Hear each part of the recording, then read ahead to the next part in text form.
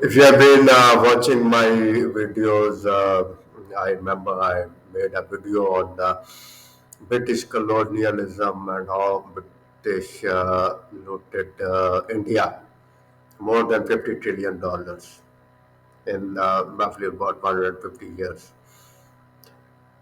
Now, this $50 trillion figure was calculated by two economists from India, husband and wife team.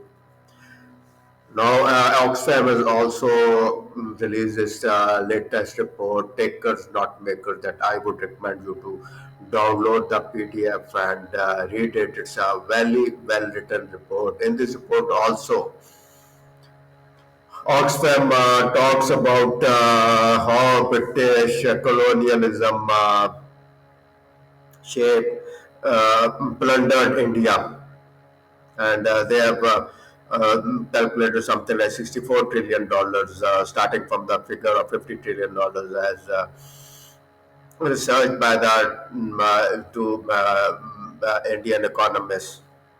$64 trillion, according to this report, Britain looted from India, starting from 1765, better classy, to 1900. So they have not included the 47 years of this 20th century. In this 47 years, they have just omitted the First World War, Second World War, and India had a huge contribution in these two wars. They helped save Britain from total defeat in First World War also, in Second World War also, and British never acknowledged this thing. So if include this 40, let's say like 50 years also, so the figure will go above $100 trillion. That's why British never wanted to leave India. They were taking so much from India, and whenever the Indians would demand independence, they would get nervous and see, they would say India is a jewel in their crown. Jewel in their crown means that they looted everything from India. Now they are making videos on Hitler. He was an evil man. Stalin, he was an evil man. In fact, what the British did in India was so evil, and it was five times more evil than what Hitler and his Nazis did. See, I told you about in the last video about the Bengal famine in Second World War when Britain took away all the rice and shipped it to Britain so they can have their strategic reserves. The famine started in Bengal and more than something like um, uh, 20 million people died in Bengal. Something like, yes, 10 to 20 million people died in Bengal. It was horrendous. It was horrendous. So, no, what this report does is it then tells us that the colonial structures that were constructed by the colonial powers, the major colonial powers were Britain, France, wherever they went, they committed crimes, did evil things. Now you'll see them. Now they are posing as champions of human rights and democracy. So what this report points out is that this colonial structures are still ruling the world. So in my videos also I pointed out capitalism is another name for imperialism and it's another name for loot and plunder. They don't tell you in their textbooks, in their books, but capitalism is not possible without imperialism, and it's not capitalism just another glorified name for loot and plunder. See, capitalism was simply not possible without slavery. It was African slaves that they used as free labor and that gave them the initial capital.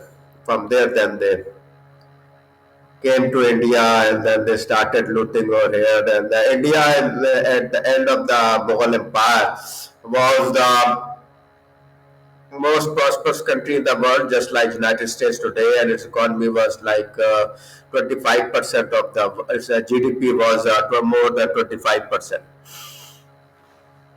just like US today. Its textile industry was prospering, and they were supplying textiles all over Africa, Asia, even to Japan. Now, you'll be surprised that British had never seen cotton cloths. They always wore woolen, and even in very hot summer weather, they would wear woolen clothes. So this is what they were. They were in fact very poor people. Now they have become rich by looting other people, but they are hiding so many things of their history, and they are now pretending that they are the champions. You should read this report, and you should read about capitalism also. Why it is that a few people are getting rich and rich, like Elon Musk and Jeff Bezos and Bill Gates, and majority of the people in this world are poor in this capitalist system. So basically, this is also an imperialist system, and capitalism is not possible without imperialism. First, it was Britain.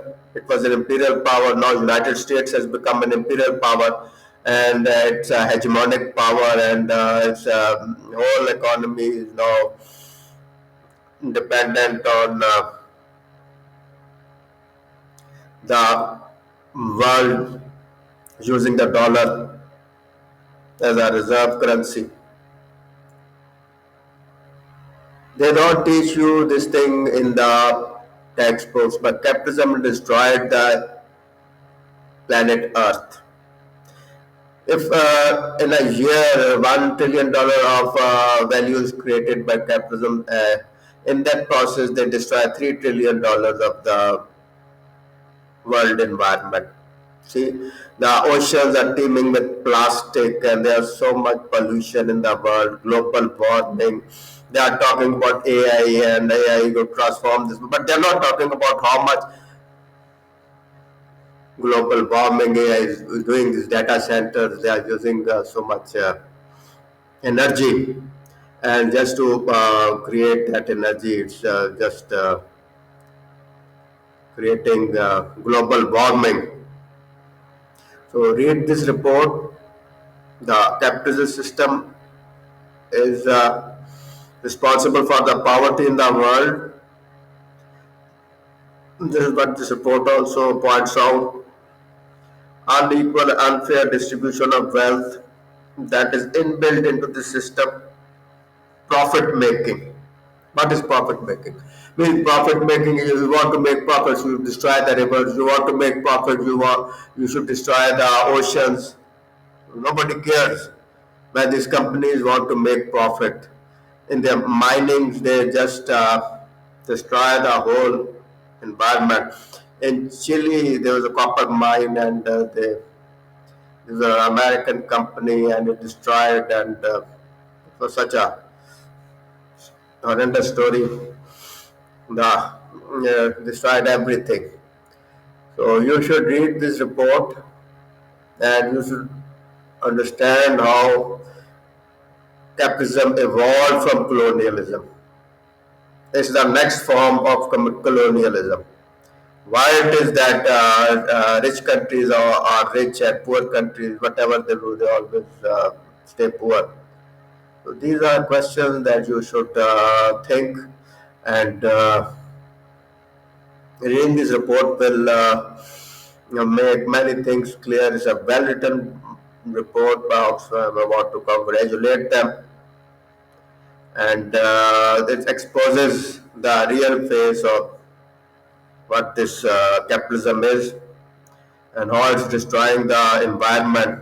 So ultimately, everything will go to crash because this capitalist system is hell bent on profit making. It doesn't believe in moderation, and ultimately, the Earth's environment will get destroyed. Global warming takes place, weather patterns will change, and it maybe that becomes uninhabitable.